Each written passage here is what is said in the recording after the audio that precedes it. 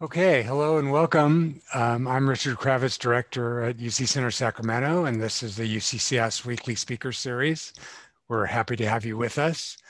Um, Today's topic has to do with COVID-19 and its effect on the economy. As we all know, the pandemic has had truly devastating health impacts in the United States, including over 500,000 deaths. And yet there's also been significant economic impacts, but these impacts haven't been evenly distributed. Many of us have been able to shelter more or less comfortably in place while working remotely, but many others have either lost their jobs or been forced to work under dangerous conditions. So there's really two questions that arise, two broad questions, when considering the impacts of the COVID-19 pandemic on the California economy. What's the impact on average, and how are different groups affected differently? So to provide us with some of the answers, we are very pleased to have Professor Robert Fairlie. He's a professor of economics at UC Santa Cruz and also a member of the National Bureau of Economic Research. He's a highly cited economist with diverse interests. Some of his most notable publications report on the digital divide that keeps some Americans from reaping the full bounty of the internet, how structural inequalities prevent Black Americans from starting small businesses, and statistical methods for decomposing causes of differences in outcomes. He's currently working on projects that address the impacts of COVID-19 on small business owners, taxable sales, and community college students. Dr. Fairlie earned his PhD in economics from Northwestern University, and we're very glad to have him here to share some of his late-breaking work. So, Professor Fairlie. Thank you. Well, that's a nice introduction. This is definitely an important topic.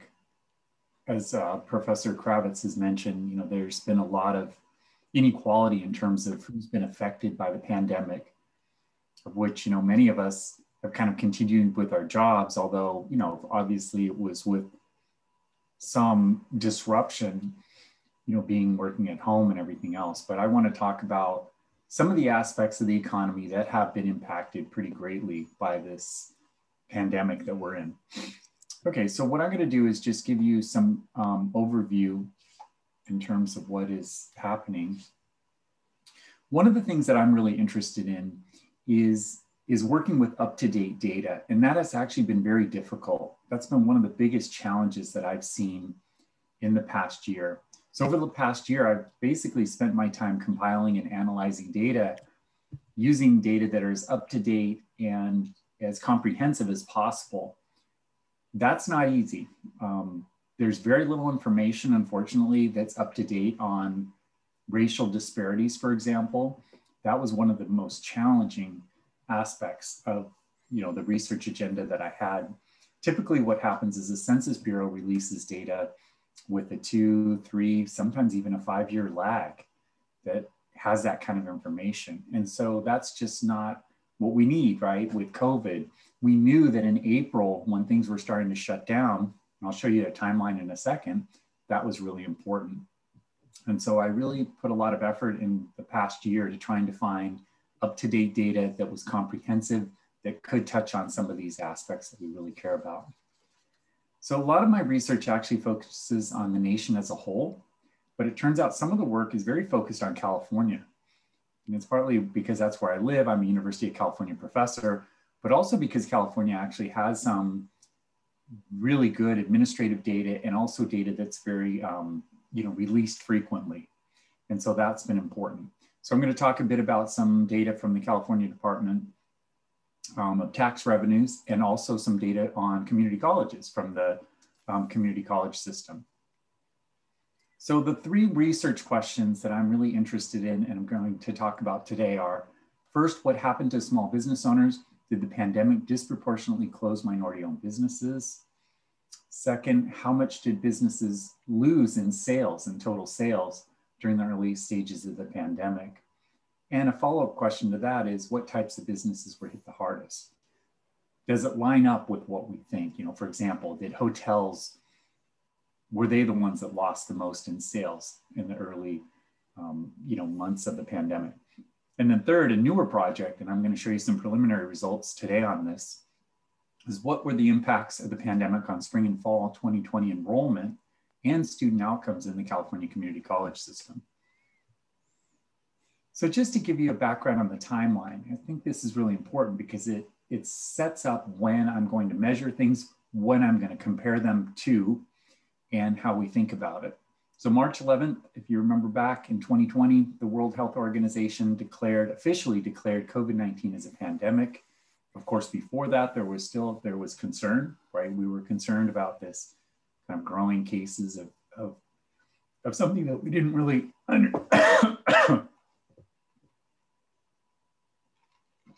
something we didn't really understand at the time. On March 16th, the San Francisco Bay Area imposed shelter-in-place restrictions. And then on March 19th, the state of California imposed restrictions. So the state of California was actually the first state to do this. And then New York State followed the next day. And then by early April, most states imposed social distancing restrictions. So April really is going to be the first month where we see these kind of widespread effects. I'm going to focus a lot on April. I will also discuss the second quarter of 2020. So that would be April, May, and June, for data that are measured quarterly. And then of course, for the community college data, my, spring semester, there were a lot of impacts that were happening then. And then of course, fall semester of 2020 was the one that we see the biggest impacts because that was fully, anticipated by students and it wasn't just an adjustment midway through. Okay, so anyway, we might need to come back to this timeline at some point as I show you some of the results and certainly in the question and answer period that follows after I give my talk. So I'll start out with business ownership. So this is the number of active business owners in the US. It goes all the way back to 2005. And you can see kind of a dip in the middle here. That's essentially the Great Recession. So the Great Recession, of course, had a huge effect on our economy. It shut down a number of businesses in the US economy. And it turns out that over the year and a half, or a little over a year and a half of the Great Recession, we found a 5% drop in the number of active business owners in the US. So even though it had a huge effect, on the stock market, the housing market, a lot of people lost their jobs. When you get out to April 2020, there really is no comparison, right? COVID-19 had a much bigger impact. You can see this huge drop that really sticks out over this time period. And even if you extend back even further than this, it doesn't really matter. Business ownership is relatively steady. The Great Recession was a problem. But then when April 2020 hit, we saw a 22% reduction in the number of active business owners. Now, this is not talking about their lost revenues or their lost income, which I'll show you some data later on that. This is just business owners in the US who say that they're actively running their business. So many of them just could not continue to run their business with the shutdowns that we saw in April. What happened though is the effects were disproportionate, and they were extremely disproportionate by race. So African-American business owner activity dropped by 41% in April. That was the largest. Latinx dropped by 32%, and Asian American business ownership activity dropped by 26%. So you can see it disproportionately hit minority business owners in the US. The numbers that I produced on African Americans received a lot of policy attention at the national level by the US Senate and the US House of Representatives. There was a lot of concern at that time that these impacts were disproportionate and that we needed to do something. And so what I've been told is that the second round of the PPP funding started to adjust to try to get out to kind of smaller banks, community banks, and less focus on the larger established banks because of what they were finding. Now, has there been a rebound since April? Yes, every single month. So if you look at the bottom point there, that's April. In May, we saw a rebound in terms of increased business owner activity. In June, July, August, September, October, okay? So there was This rebound through October 2020, if you look at it across all racial and ethnic groups, what we see is, you can see it really clearly here. The far left set of columns is for African Americans. The second set of columns is for Latinx. The third one is for Asian Americans. What you see is that for Black-owned businesses and Latinx businesses, you see that steady kind of increase right through October, where it just increased incrementally. Asian business owner activity, there's more of kind of a stalled recovery here. And there have been a number of arguments for why this is happening. One is that Asian American business owners have a lot of businesses that have high kind of person-to-person contact. You know, you think of like nail salons or small retail, small restaurants, things like that. And that's kind of had more of a slower recovery. Other people have argued that there's still kind of discrimination by customers against Asian-owned businesses in the US, and that's kind of limited the recovery also. Now, what has happened since October at the national level? What happened actually in November and December, and even somewhat in January, is we actually saw a reversal. This is definitely less well known, but there's been a reversal in this business owner activity. And part of what has happened is we saw kind of a spike in COVID cases in October. There was a lot of concern about what was going to happen over Thanksgiving, and then also a lot of concern over what was going to happen over the holiday break. And so during that time, some states actually, imposed further restrictions. Certainly out in California, we had more restrictions on businesses. And also there was just a lot more talk about being careful about health concerns and issues related to that. What happened specifically in California? So I actually went and compiled and analyzed the data just for California. And you can see that California followed generally the same trend over time, that there was the big drop in April, and then there was a month-to-month recovery all the way to October. And then exactly at the same time for the US, in October, it reversed. In November and December and January, we saw a decline in business activity.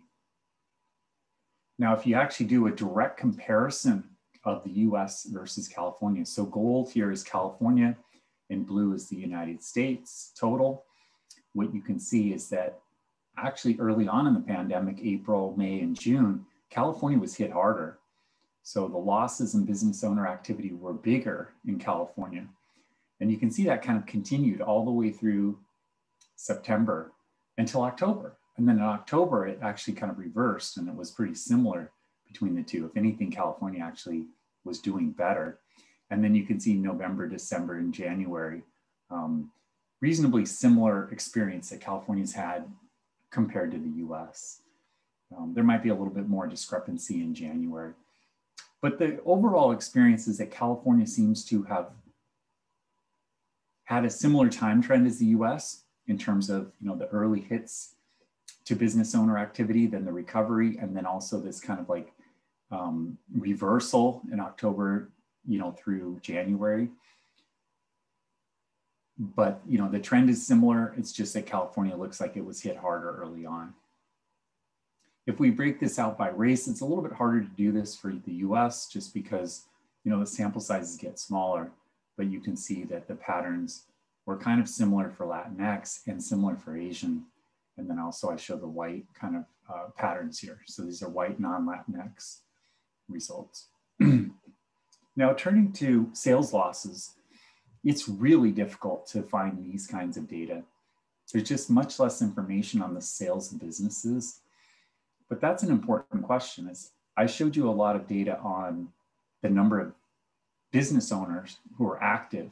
Now, if a business owner is active, that means that by definition, they're not receiving any revenues, right? If they're not running their business, they're not actually having any sales.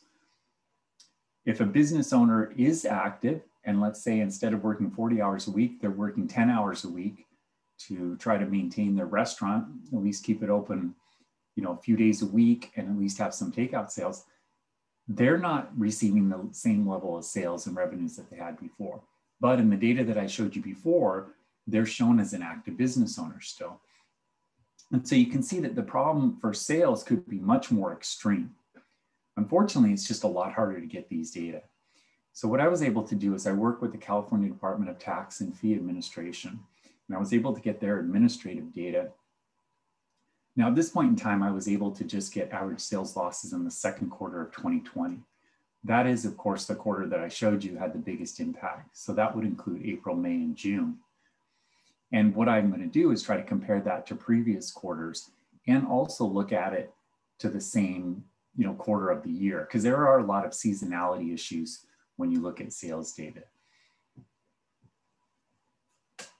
So looking at that data directly, what you can see is that if you start out here on the left, I have 2018 quarter one, 2018 quarter two, and moving forward, is that sales in California typically grow by around 3 to say 4% on average per quarter.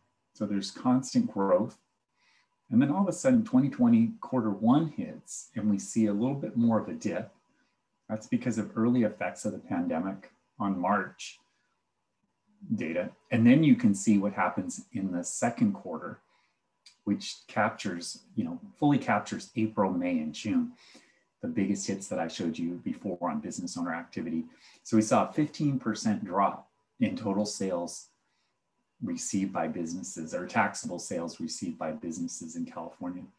And then you can see that quarter three, it actually recovers slightly, although still lower than where it should be, right? Because normally it should be 3 to 4%.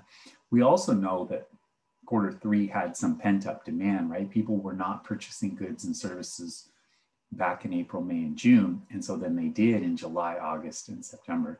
So it's lower than it looks, even though it's a 0.1%, it's actually a positive number. Now, how does this look by sector of the economy? That is one of the kind of most interesting questions in my mind. If you look here at the far left, what you're looking at is the sales growth, that were hit the hardest, basically. So accommodation, so hotels received a 90% drop in total sales over this period of time. So I'm comparing quarter two in 2020 to quarter two in 2019. So think of this as like year over year growth. Now I'm trying to make sure that it's the same quarter of the year to address seasonality issues. And I'm just comparing to 2019.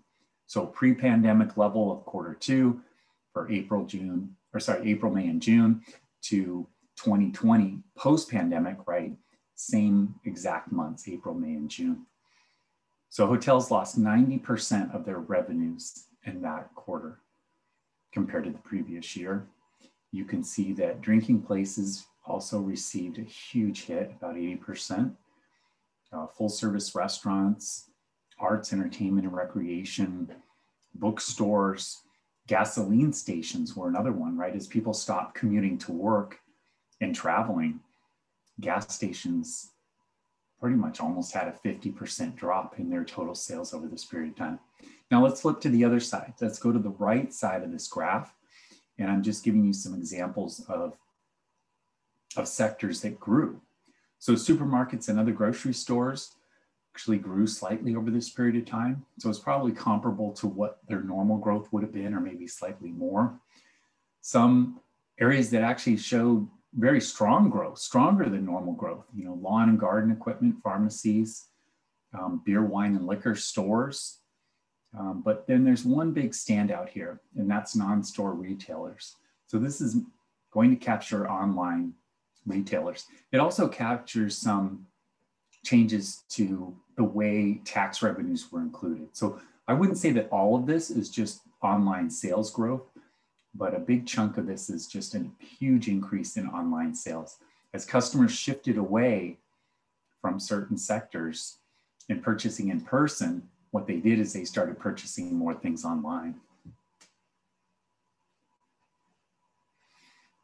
We also, in this paper, looked at how taxable sales losses by county were related to COVID cases. So a really interesting question is, if you saw an increase in COVID cases over time, did that affect sales? So the areas that we saw, the counties in California that had a high level of COVID cases per capita early in the pandemic, so back in April and May, were they the ones that we also saw a larger loss in sales? And we do find somewhat of a negative relationship here, but it certainly is not strong. It's much less strong than what we thought it might be. So it doesn't appear as though that's kind of the major driving factor here. Now what I want to do is switch away from businesses and talk about community colleges. So this is some of my newer work that I'm working on, and these results are very preliminary. This is the first presentation I've given on them. So let me give you, step back for a second. The University of California and the California State University systems recently reported that their total undergraduate enrollment for the entire system actually increased slightly from fall 2019 to fall 2020. So if anything, we've seen a slight increase, from pre-COVID to post-COVID in terms of the University of California and Cal State systems. And so this is just for the overall system. So it's possible that some UCs had, a decrease and others had an increase, but looking at that system-wide data, there was actually a slight increase. Now, the question that I'm interested in then is what happened to community colleges, right? What's the effect of COVID-19 on enrollment in the California community college system? That's mostly unknown. We just have not been able to get that data until very recently. And that's exactly what this project is about, is analyzing that data. Community colleges serve different student populations, right? They're less selective. They could experience very different effects than the UC and the CSU system. The UC and the California state systems have selective admissions. So what they could do is if they have, a higher number of applications than they need for admissions, then they can just kind of change their selectivity to adjust on that. Or if they get more applications, then they could actually make it harder to get into during this time. Community colleges don't have that luxury, right? They have open enrollment, and so students come when they're trying to get in. Now they could get rationed on courses, but in general, students can try to enroll on different courses, and we can look at kind of total enrollment at the student level. So what could have happened here? First of all, COVID-19 might have caused community college students to not enroll, partly because they're more tenuous enrollment pattern. And some of the programs in community college systems are very hands-on, they're technical training. And given that that was difficult to do online, or in some cases, in a few cases, it was even shut down, they might have said, well, this is not the time for me to go to college, and decided not to go. On the other hand, you think about their opportunity costs, the labor market was extremely weak during this period of time. And so in a sense, if you can't find a job, then maybe open enrollment community college might be, and a relatively inexpensive choice might be a good option. So you can see, like, theoretically, this is not clear, right? Which way this could go. And so what we wanted to do is look at the data and try to figure out what was going to happen. So first of all, I'll just show you the University of California and the CSU system. The blue line here is the number of enrollments in the CSU system overall. And you can see that it's relatively flat. It's grown up slightly. There was a slight increase of about 1% in 2020, or fall 2020. So that's the 2021 year, academic year, compared to the previous year. And you can also see the UC enrollment has gone up, and then it was a 0.1% increase from last year to this year. So there was a slight increase in enrollment for both the CSU and UC systems over this period of time. So the bottom line here, in my mind, is there was no drop. We did not see a big drop off in enrollment at either of these two systems. Now contrast that with the community college system, and it's very clear there was a very large drop off. That drop off actually started in the spring, as students might have become frustrated with having to take classes online or remotely, starting in the spring semester in the middle of the semester. And so they just withdrew and were not included in the enrollment numbers. And then you can see fall numbers, the dotted line there, the last point shown is kind of the last data that we have. So that would be fall 2020, and you can see a major drop. So over this period of time, we saw a 4% drop in the spring relative to the previous spring, and a 15% drop from fall 2020 to previous year, fall 2019. The reason that I'm showing two lines here is that not all of the data are reported now by all community colleges. And so the top line shows you the complete data all the way through spring of 2020, or sorry, fall of 2019. And the dotted line is removing those colleges that are not reporting data to create kind of a standardized measure over this period of time. So even when the 3 or 4 colleges finish reporting their data, you can see that it's not possible that it could change the result too much. There will still be a big decline in college enrollment.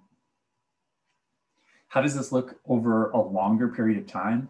You can see, in the far right is that drop, that year-over-year drop in fall 2020 from the previous year. And it's on a scale that is just so much higher than any other previous year that it really stands out. It's kind of like the small business activity numbers that I showed you before. This was a major disruption, and this major disruption did not happen in the spring as students were already enrolled and kind of committed to going to college, even though, still there, we saw a lot leave. It really showed up in the fall of 2020. How does this look by race? So was there kind of a disproportionate impact across groups? If you kind of focus on the far right, that shows you for different groups that enrollment drop in fall 2020. And here actually what happened is it looks like every group, every major racial and ethnic group experienced a drop in enrollment and a large drop in enrollment. So there was no group that really did not experience that. There is some evidence though that for African Americans and for Latinx students, there was a larger drop, around 17%. How does it look by type of student? So if we look at continuing students, first-time students, you might think that first-time students were the ones that, were kind of facing the biggest adjustment. If they come to community college, they're gonna have to start out remotely. They might basically defer doing it or try to find a job or try to find some other activity. And that's essentially what we found is there was a 22% drop for first-time students. Continuing students, on the other hand, were already committed, right, to going to college, to working on their degrees, maybe either a vocational degree or an associate's degree, or possibly transferring to a 4-year university. And for that group, we saw a 12% drop, so a much lower drop. And then the other groups that we look at are first-time transfer students, a 15% drop in the fall. Returning students are students who take some time off, so maybe they take a year off of college and come back. We saw an 18% drop for them. And then special admit students are often high school students getting college credit. And for that group, we saw kind of a small drop as those classes switched to online. Now, how does this look by type of course? So instead of type of student, we focus on type of course.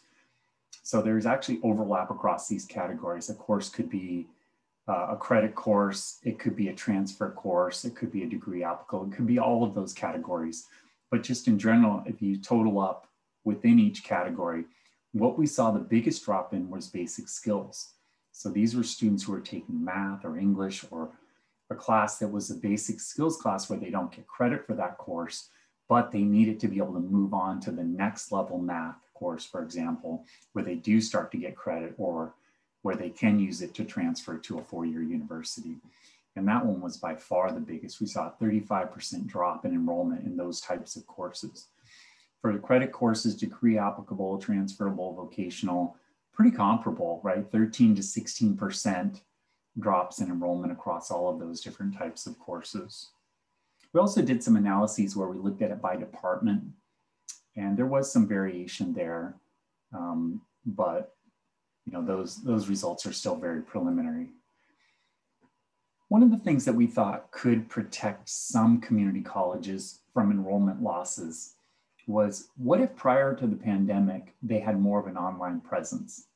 So what we found in the data is very interesting, is that we found that some community colleges offer very few classes online, whereas other community colleges offer 40, 50, 60% of their courses online. And so you might think that the pandemic, the biggest disruption it caused was that students had to switch from taking their classes in person to taking their classes online. Well, if they were already taking 30 or 40% of their classes online, then with the pandemic, we might think there's going to be much less of a disruption, right?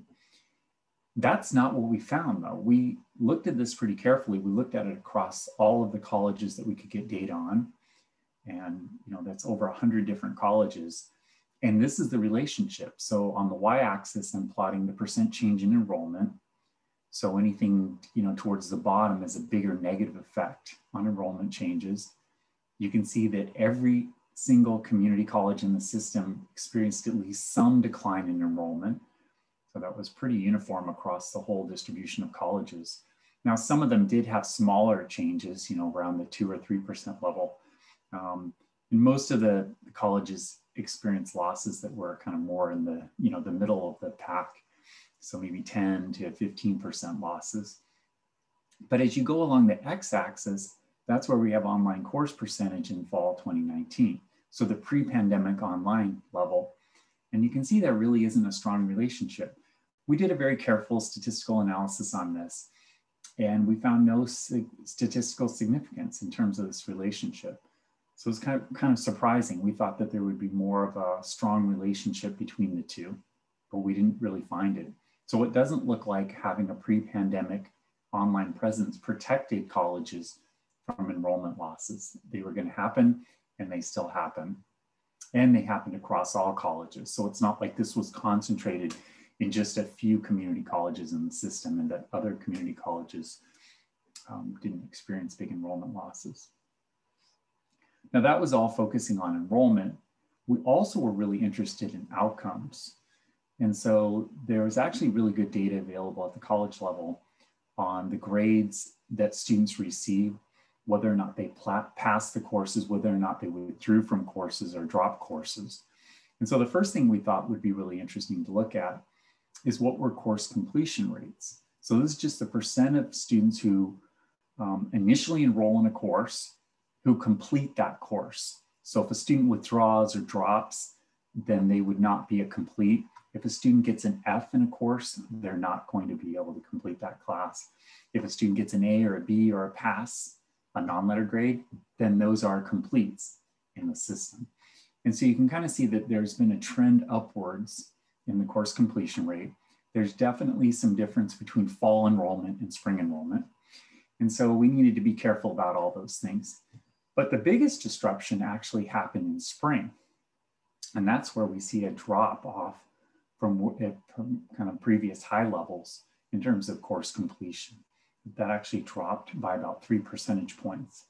Whereas when we compare fall of 2020 to the previous fall, which would be 2019, we only saw about a 1% drop in course completion.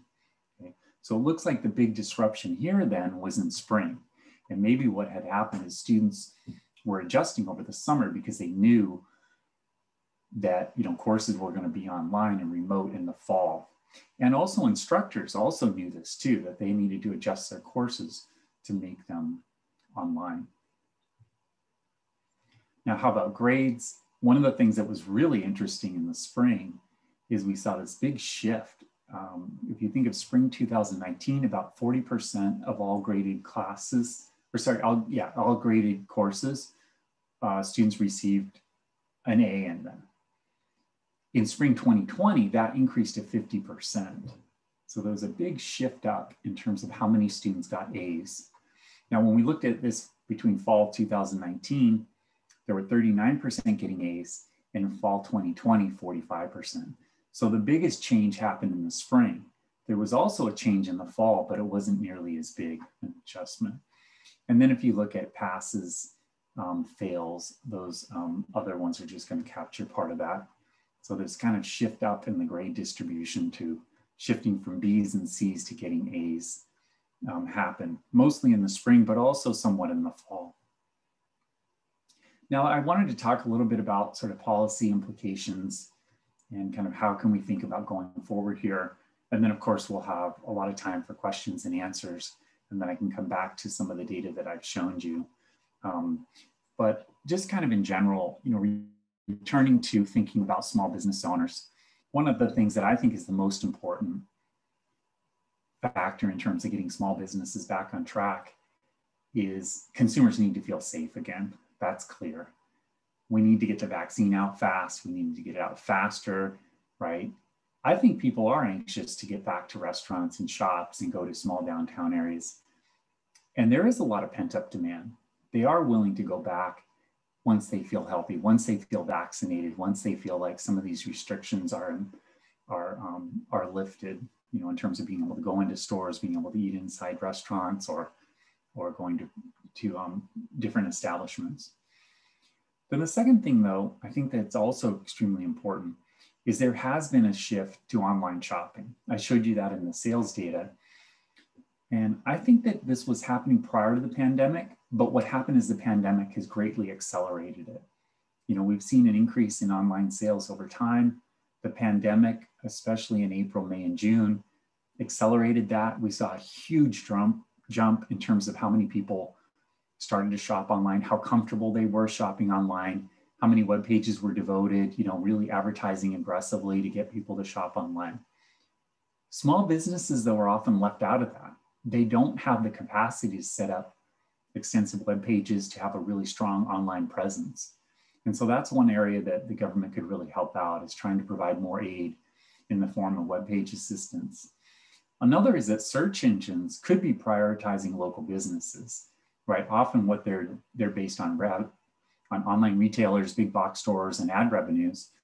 But what if, at least in kind of the short run, to help small businesses get reestablished, that they really prioritized small local businesses in their area?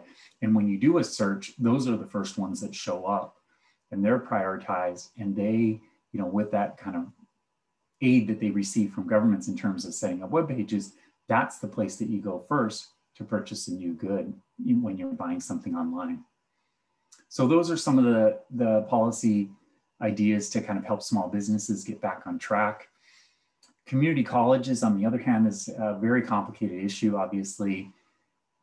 You know, and again, this is very preliminary work that we're showing you. This is the first time I've presented it, to be, you know, to be exact. They might need some 1 or 2 time emergency funding to offset these losses, right? And this funding often is based on enrollments, and it's going to take some serious help, I think, to recover from that, right? As we see, like the CSU and the UC systems had this kind of slight increase in enrollment this year, but clearly community colleges lost, you know, at least 15% of all of their student enrollments in this 1 year period of time. And that's going to be a real problem for them. And we're going to need to figure out ways to adjust for that. Now, if you're interested in more of this work, my understanding is that these slides will be posted.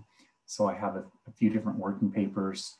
And one of the things that I'm trying to do on the small business owner side is track this month by month. So I'm trying to put up the most recent data that's available. Now, of course, I don't always have the time to publish it every single month, but I am trying to do it, you know, reasonably frequently. So sometimes it's every couple of months or every third month. But if you're really interested, there's also some, you know, data that I will have on there and continue to post until, you know, we get comfortably out of this pandemic. Thank you very much.